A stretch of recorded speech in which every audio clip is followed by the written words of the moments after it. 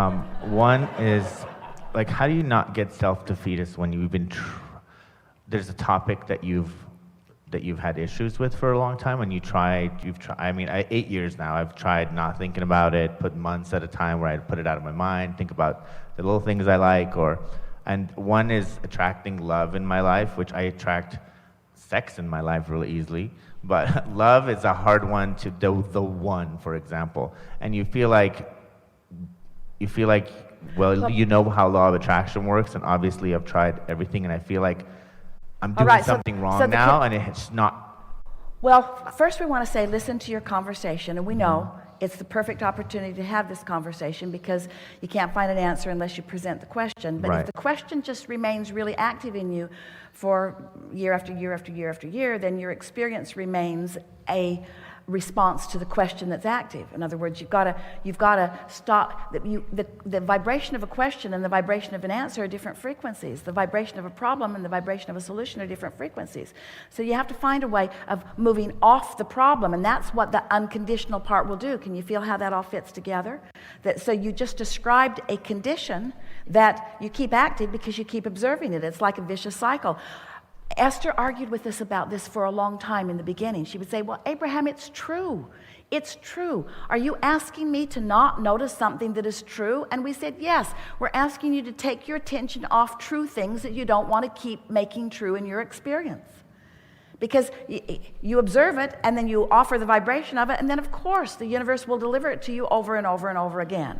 So now we've been saying that to you for years. 8 years, haven't heard it, so we're going to say it to you different today. So the way we're saying it to you different today is, so you tell us again, succinctly, the condition that needs to change so that you can feel love. I'm actually going to tell you what I usually my rampage that's usually happening. Answer the question if you would, please, and then you can rampage all you want. But answer what is the condition? You just presented it to us, so just say it clearly. I need to find my true love in order to what? To when I wake up in the morning to feel love, I guess.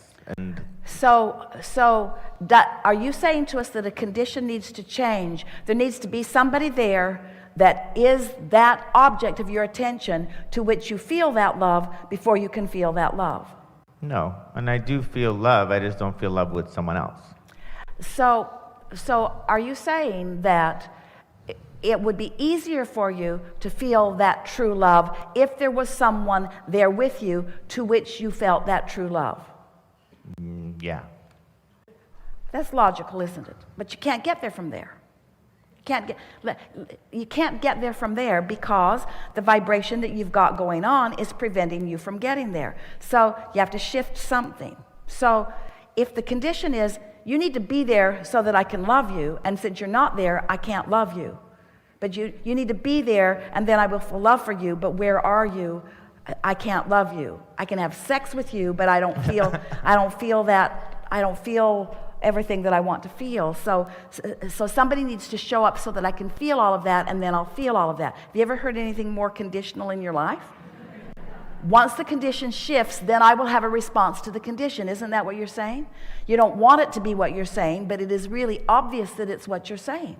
I need this condition to be different so that I can have a different conditional response to it. We're going to be really stubborn about this, and we're going to say it the way you mean it, because the universe doesn't hear what you say, the universe hears what you mean. I need this to be different so that I can feel different about it. That's what you're saying. Do you agree? So, since that doesn't work, then is it possible for you to feel the way you want to feel before the person shows up? Because everything that everyone wants, no matter what it is, whether it's a material object or a pile of money or stuff, everything that you want is because you feel like, you believe that you will feel better in the having of it. So let's focus on the love that you want to feel for someone. So just use some words. What does it feel like? What does that love feel like? Feels like warmth, it feels like sharing, it feels like well-being. It feels a bit like security. It feels like appreciation. It feels like appreciating. It feels like being appreciated. It feels like stability. It feels like respect. It feels like fun. It feels like spontaneity. It feels like cleverness. It feels like humor. It feels like life. It feels like zest. It feels sensual. It feels like being alive. It feels like eagerness. It feels just right. It feels like home. It feels like well-being. It feels like fun. It feels like stability. It feels like appreciation. It feels like appreciating. It feels like spontaneity. It feels like being on vacation. It feels like home. It feels like comfort. It feels like honoring. It feels like honesty. It feels like home. It feels like well-being. It feels like who I am. It feels like love. It feels like source. It feels like clarity. It feels full. No wonder you want it. Doesn't it feel like all of that? And can you get on an emotional rampage like that without generating some of those feelings within yourself unconditionally?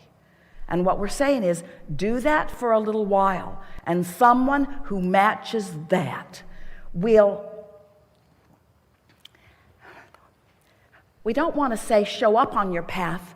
We want to say they're already on your path, but you will realize it because you will be in the frequency that allows you to zig and zag and rendezvous.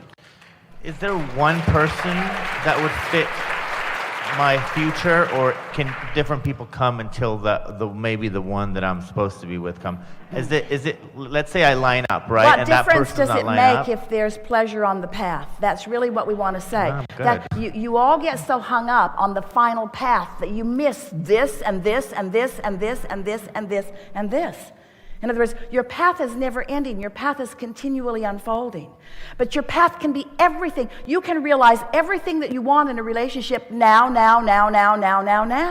You have to put up with things that are missing, because when you put up with things that are missing and observe things that are missing, that conditional awareness of things that are missing holds you in a place of not allowing what you really want to come.